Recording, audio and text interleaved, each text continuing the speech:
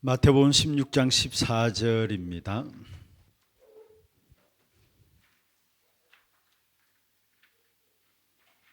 마태복음 16장 14절 우리 같이 한 음성으로 합독하도록 하겠습니다. 이르되 들으는 세례요한 들으는 엘리야 어떤 이는 예레미야나 선지자 중에 하나라 하나이다. 아멘. 지금 우리가 4주째 연거푸 이어서 가이사라 빌립보에서 예수님께서 제자들에게 중요한 답을 내리시는 부분들을 말씀하고 있죠. 그래서 그 가이사라 빌립보에서 오늘은 율법주의와 함께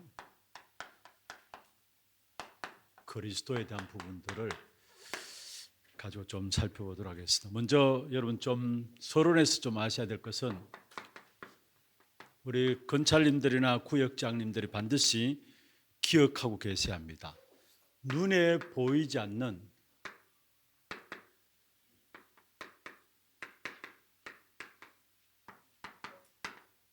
교회 부흥의 힘이 있습니다. 눈에 보이지 않는 것인데 교회를 부흥시키는 힘이 있습니다. 어떤 면에서 우리 교회가 이 일을 놓고 24해야 되는 것이죠. 특별히 이 일에 우리 구역장님들이나 건찰님들이 교회가 이 부분 방향대로 갈 수 있도록 특별히 여러분이 기도하시면서 각 구역들을 숨겨나가야 합니다. 첫 번째로 눈에 보이지 않는 교회 부흥의 힘이 있다면 교회에 와서 누구든지 살아나야 합니다. 살리는 힘입니다.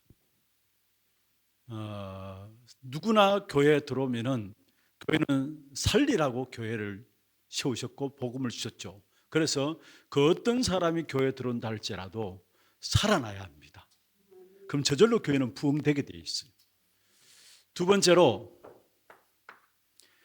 어떤 면에서 진짜 교회에 들어와서 무엇으로 살아납니까? 말씀을 통해서.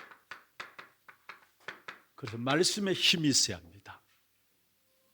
한 주간 우리의 삶의 현장에서 낙심하고 이런저런 많은 시험과 문제를 당하였더라도 주일날 말씀 듣는 순간에 또 회복되고 또 힘을 얻고 그런 말씀의 힘이 교회를 통해 전달되어지고 이걸 통해 성도들이 실제적으로 살아나야 되는 것이죠. 그 다음에 눈에 보이지 않는 교회 부흥에 중요한 힘이 있다면 기도의 힘 가운데서 나오는 전도운동입니다.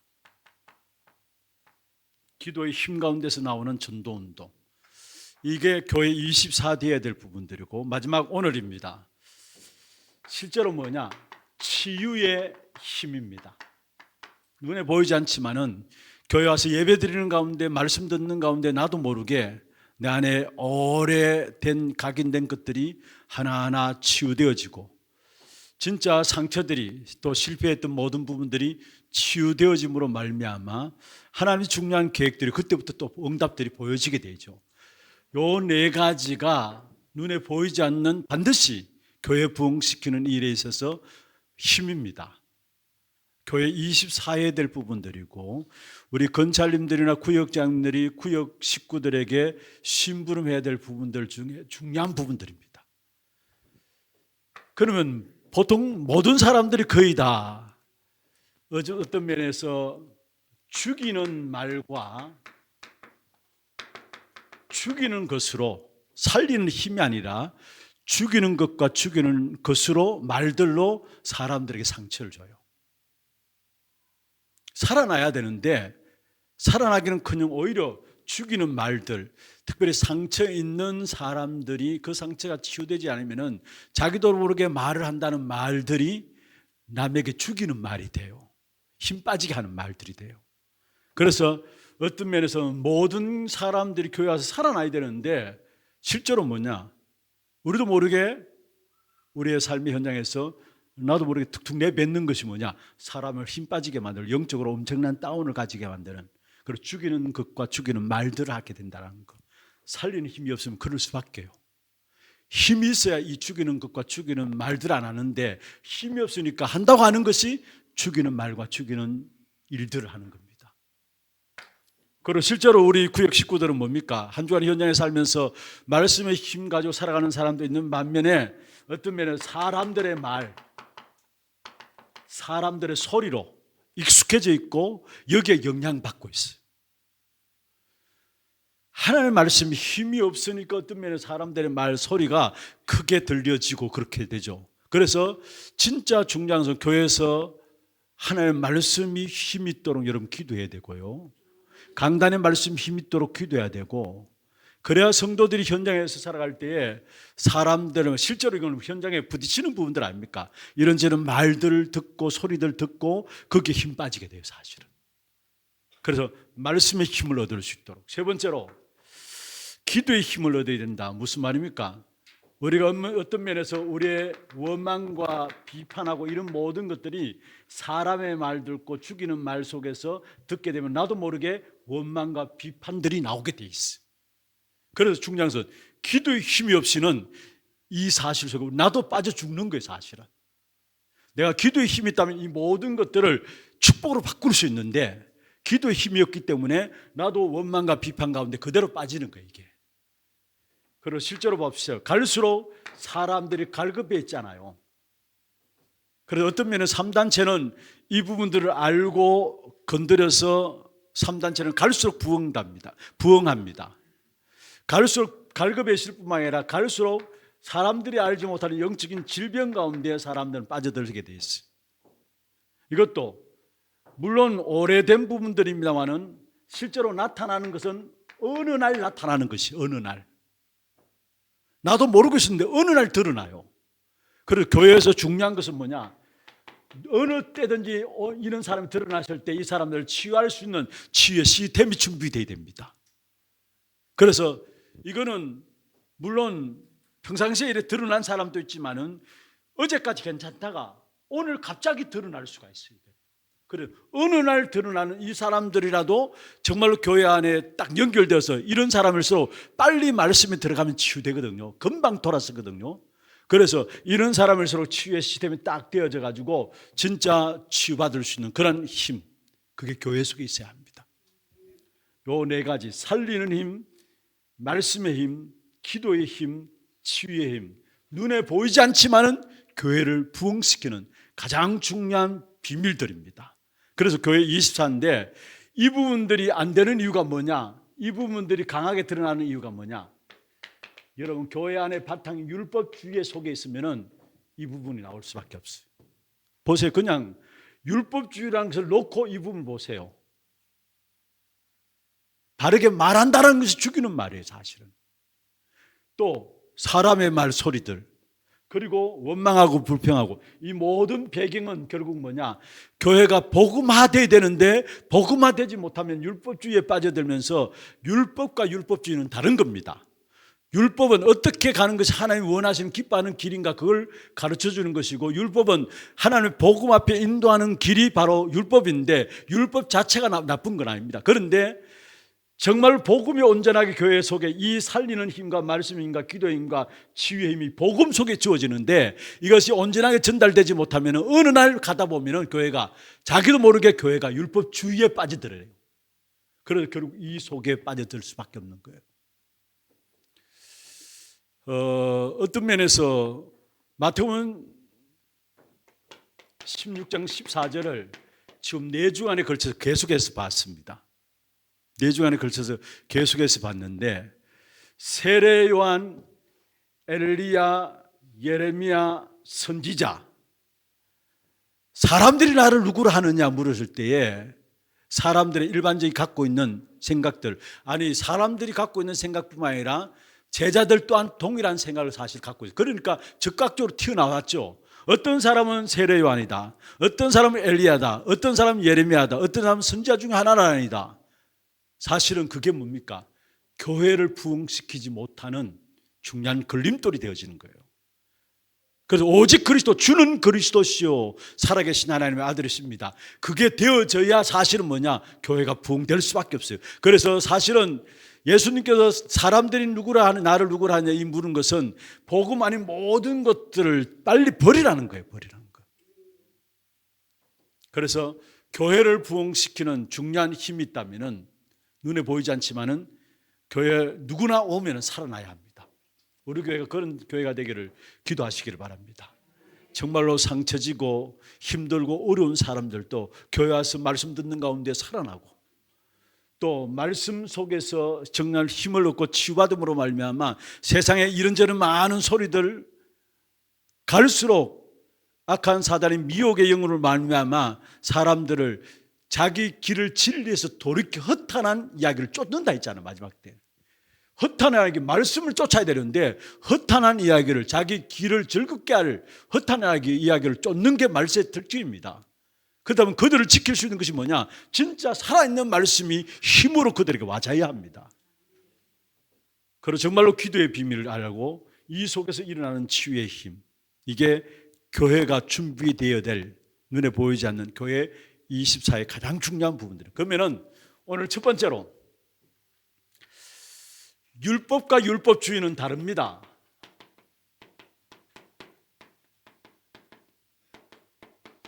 제가 말씀드렸습니다마는 율법은, 하나님의 말씀이 율법입니다. 율법 자체가 나쁜 게 아닙니다. 어떤 길이 하나님 기뻐하시는 길인가, 그 사실을 율법을 통해서 우리에게 가르쳐주고, 바르게 사는 길이 어떤 길인가 율법을 통해서 우리에게 가르쳐줘요. 그러나 율법주의는 뭐냐? 율법, 이게 이 중심으로 모든 것들 잡을 때 율법주의에 빠져서 여기서는 결국 일어나는 것이 뭡니까? 재앙의 역사를 피할 수가 없어요. 그 예로, 자, 오늘 여러분 유인물에 나오는 내용인데요, 유대인들 한번 보십시오. 하나님 말씀보다도 이들은 어떤 면에서 율법, 전통, 제도, 한마디로 이들의 중심에 뭐가 있었느냐? 법이 중심에 있었어요. 법이. 그리고 모슬렘, 이 모슬렘들도 자기들은 하나님을 믿는다고 합니다. 그런데 하나님을 믿는다고 하지만은 길이 달라요. 길이 달라요. 그리고 이들은, 유대인들은 법을 중요시하지만 모슬렘들은 많은 규례들이 있습니다. 규율들이라 하면 더 낫겠죠. 나름대로 지켜야 될 많은 규율들이 있음을 보게 됩니다. 그리고 여러분 잘 아시듯이 천주교, 적 그리스도로 할 수 있는 천주교, 실제로 뭡니까? 정말로 천주교도 제대로 예수 믿으면 구원받아요. 그런데 이들의 중심에는 뭐가 있느냐? 행위가 있어요. 사실은 유대인들도 마찬가지고 천주교도 마찬가지고 공통점이 있다면은 행위가 강조되는 것입니다. 행위가. 믿음으로 구원받는다. 여러분, 천주교에서는 어떤 면에서, 여러분, 우리는 성찬 예식의 세례식과 함께 성찬식 두 가지가 있죠. 두 성례가 있는데 천주교에서 7성례가 있습니다. 죽기 직전에도 성례를 지냅니다. 종부성사 해가지고. 그런데 그 중심에는 뭐냐? 전부 행위에 대한 강조하는 부분들이에요. 한마디로 말하면 돈과 함께 행위들, 이런 부분들이 구원받는 그 기준들로 두고 있다는 거, 말씀과 전혀 빗나간 부분들이죠. 그래서 여기서 좀 여러분 좀 아셔야 될 것은, 유인물에 나오진 않습니다만 제가 말씀을 준비하면서 왜 이 행위를 강조할 수밖에 없는가, 왜 이 행위를 강조할 수밖에 없는가, 신학적인 바탕을 보면은 여러분, 칼빈주의가 있고 큰 두 개 큰 신학 사상이, 두 개 큰 기둥이 있습니다. 하나는 뭐냐? 알미니안주의입니다. 여러분 잘 아시다시피 칼빈주의는 하나님의 절대적인 주권을 강조하고, 알미니안주의는 뭐냐? 인간의, 하나님의 절대적인 주권도 주권이지만은, 하나님의 은혜도 은혜지만은 인간의 노력과 행위가 같이 들어가는 겁니다.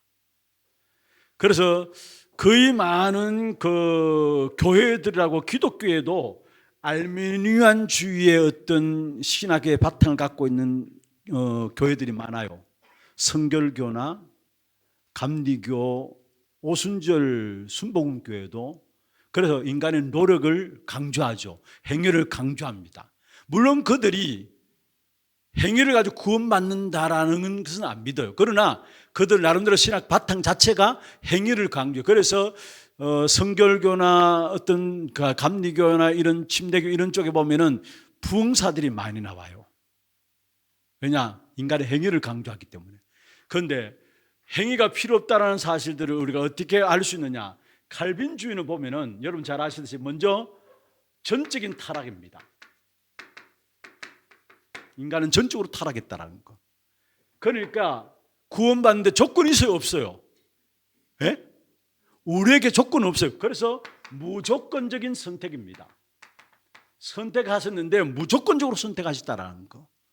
그리고 무조건적으로 선택하신 사람에게는 하나님께서 은혜를 주시는데 그 은혜는 막을 수 있느냐 없느냐? 불가항력적인, 아무도 막을 수 없는 불가항력적인 은혜예요.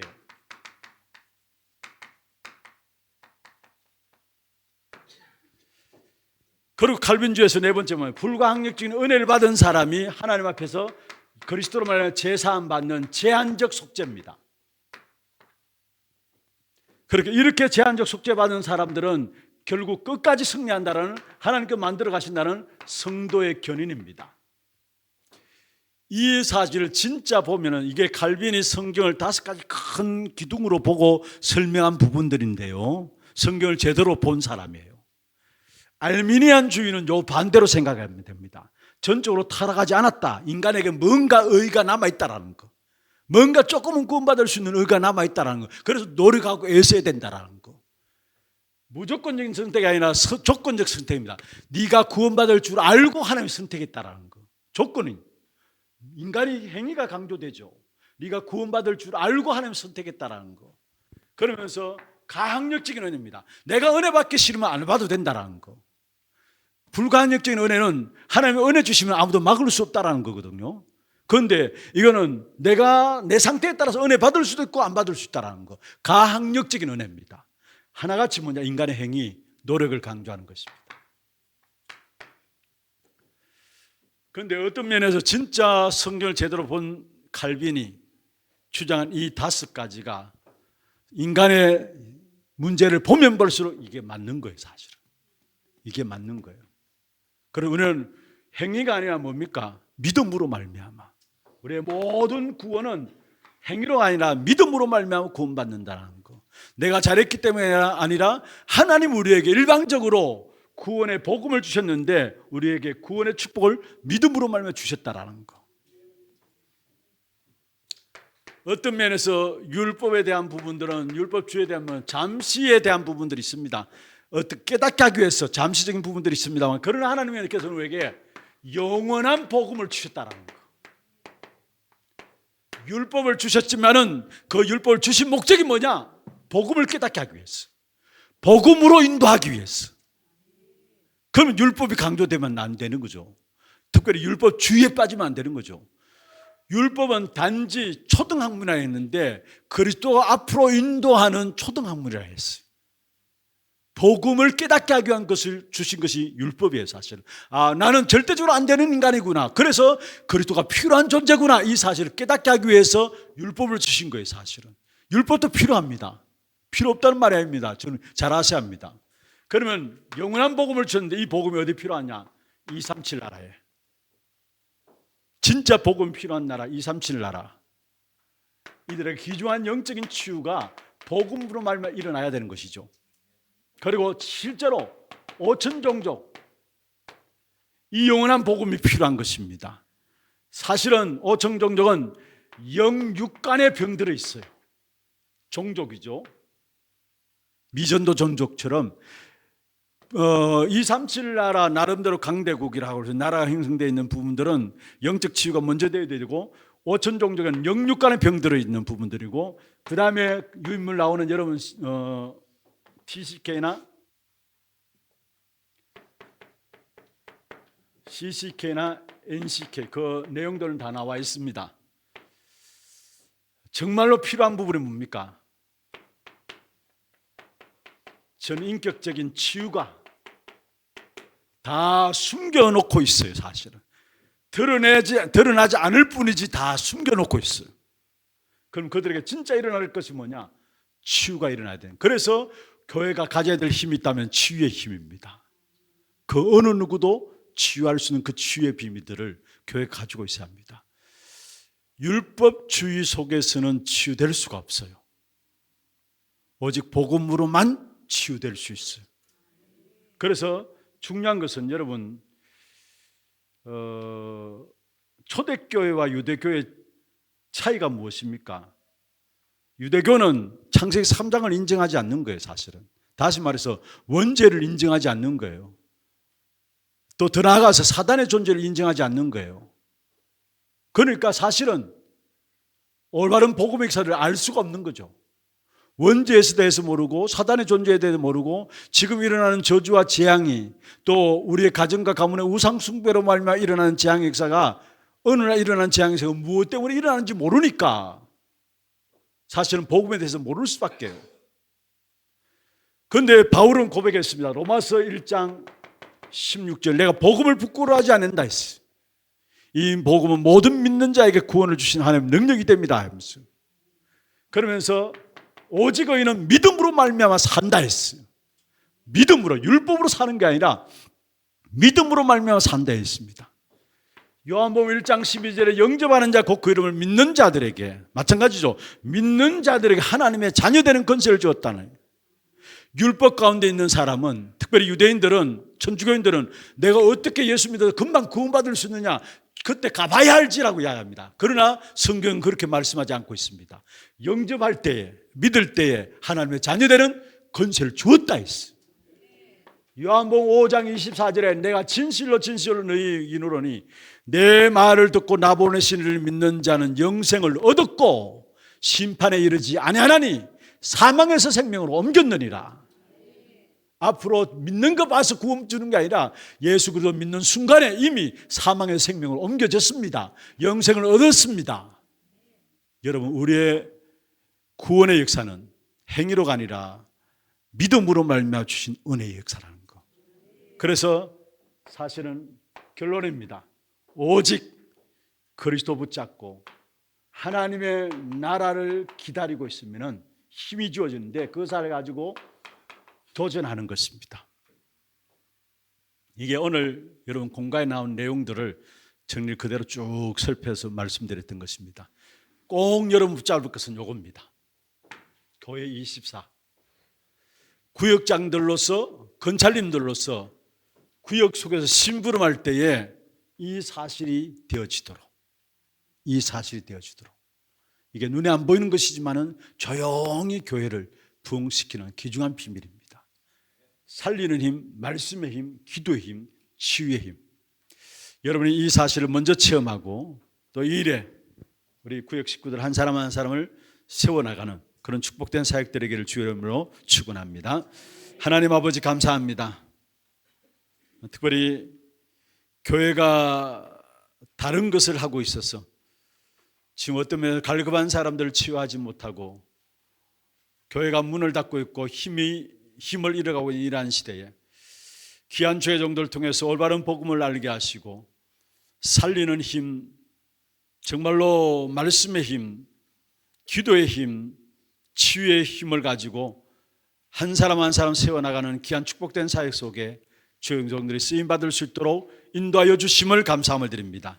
우리 구역장님들, 건차님들 축복하셔서 이분들의 모든 사역이 눈에 보이지 않지만 조용히 교회를 부흥시키는 교회 24를 이루어가는 이 일에 주역으로 쓰임받는 귀한 주의 종들 되게 역사하여 주시옵소서. 지금 우리 인생의 모든 문제 해결하신 예수 그리스도의 은혜와 하나님 아버지의 말로 닿을 수 없는 사랑하심과 성령님의 내주 인도 역사 충만하심이 참된 교회 부흥의 귀중한 비밀을 가지고 구역을 섬기며 한 사람 한 사람 제자로 세워나가기를 원하는 우리 구역장님들과 구역 건찰님들 머리 위에 이들의 가정과 산업과 자녀손들 섬기는 구역과 몸된 교회 위에 지금부터 영원토록 항상 함께 있을지어다. 아멘.